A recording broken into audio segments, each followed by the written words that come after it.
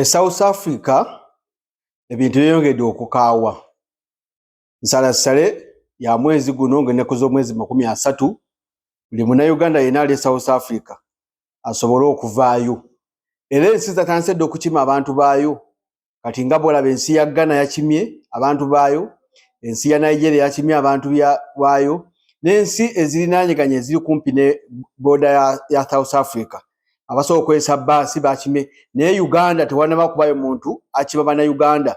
Naddala baganda baffe ba Umaru Kisekka gye bali, ba Dogo Nation gye bali, abo bonna babagobye okuva mu South Africa bakomewo ewaabwe mu nsi zaabwe. So tusaba gavumenti abantu baffe bonna bali South Africa basobole okubajjayo kubanga tebannabaayo nteekateeka ekima bannayuganda bonna South Africa kubanga deadline eneetera okutuuka gwe mwezi guno gwennyini bwe baba nga tebakyabagala kubeera mu South Africa, ensi eddire bannansi